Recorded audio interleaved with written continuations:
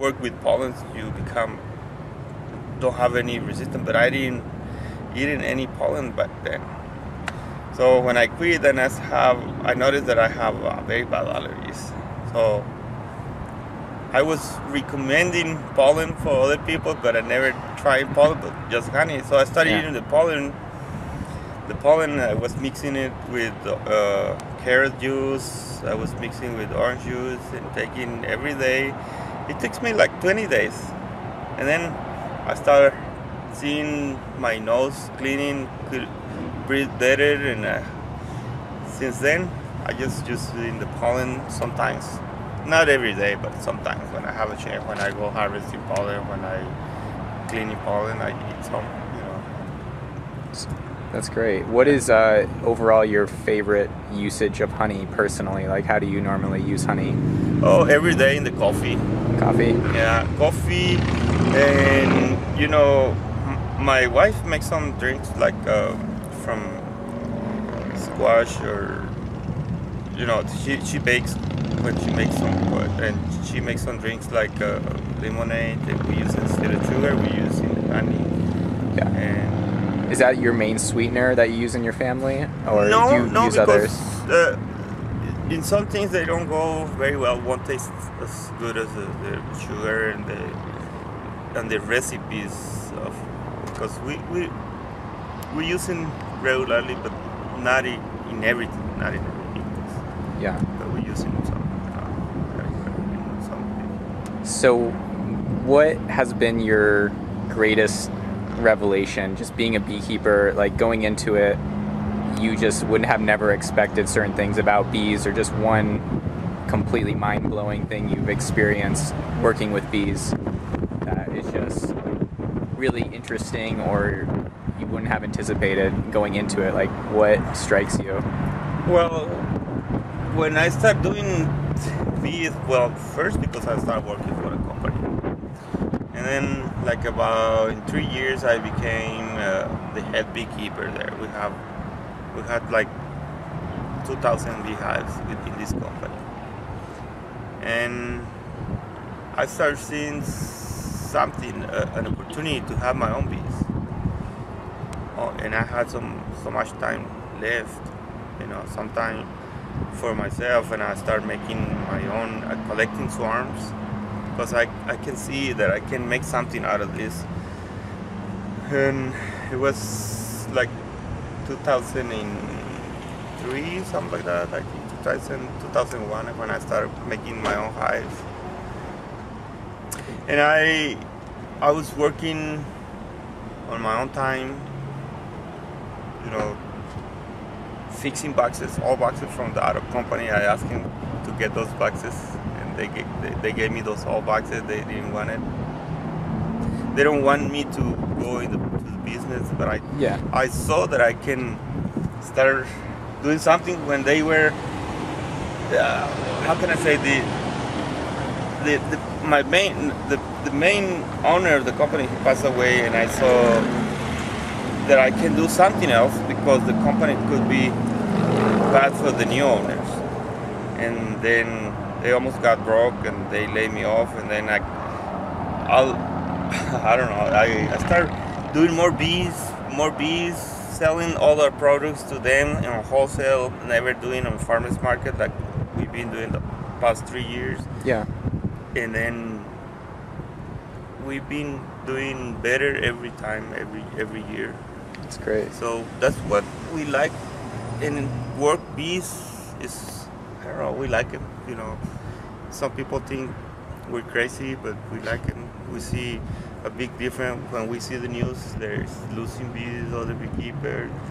We think it's amazing work with these insects. I don't know. Yeah. It's what it does.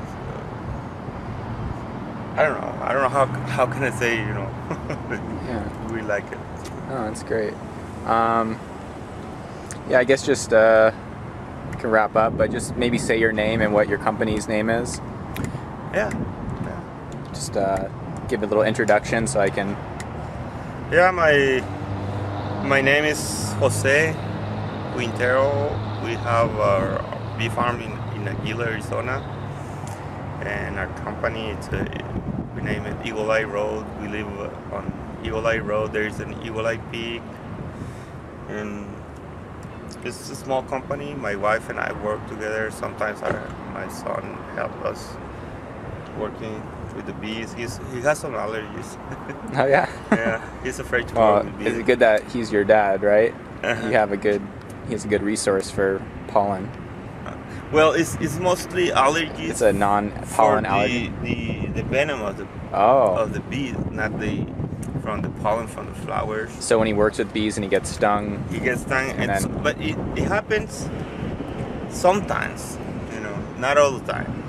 So you have a resistance to the venom yourself? You don't really swell up too much? No. You're right. I'm okay. That'd be good. It's fun that he has allergies. He not even like it. He don't like to work with bees. Okay, so he's not going to take over the family business? I don't think so. Doesn't look like that? No, I don't think he's good. All right. Wow. I guess that's not his destiny, right? But he knows everything about bees. He knows because sometimes he help us work with bees or selling the honey, and people they having questions. So one last question: Do you ever get stung? What's the frequency? Is there a certain technique approaching the hive to resist maybe getting stung, or it's just you have to deal with that as a beekeeper? Well, the first thing, if you have beehives, make sure they don't get Africanized. And if you can see the bees that are too aggressive to you, try not to get without protection. Just make sure you have your own bee suit, gloves, smoker, because the Africanized bees, they're good bees. It's only mean, but they make good hive. They make good honey with pollen, like all hives. And they have more resistance. Just make sure. So what's the main distinction? You can tell when they're Africanized. They just are more aggressive, or they're more aggressive, and that just happens naturally. They just kind of crossbreed with wild bees, and then it happens. They crossbreed. Sometimes we have Italian bees. They swarm. They raise their own queen, and this queen it is a virgin queen, and she mates with other drones. It could be Africanized drones, and the bees they become Africanized. So some drones sneak in there and mate with the queen. Because they fly out when they mate. So when the queen mates out, and then she come back. And if I understand this correctly, the queen only mates once in her lifetime, or she mates numerous times? No, she mates once in her lifetime, but with many drones. Okay, so there's multiple partners, but one moment of mating. Because if you open a hive, you see different kinds of bees there, or different colors, some darker than others, and those bees are the sperm of one type of drone. Wow. So there's different colored sperm even. That's really interesting. What happens to the bees that mate with the queen? Do they perish quickly, or is that their one goal in life to mate and then they die, or do they I don't know about you mean the drones? Yeah, the ones that mate, they just... No, I think they survive. The only thing I see, the bees killing the drones, or they kicking out of the hive when there is no nectar flow. Because they just mate, they live, they eat, that's what they do. That's the only thing drones do. They do nothing else other than that? Yeah. So they may get kicked out. Yeah, but it's only when there is no nectar. Okay. They're the first ones to get booted? Yeah. All right. Ejected from the real estate. All right. Well, thank you. All right. All right. Signing off.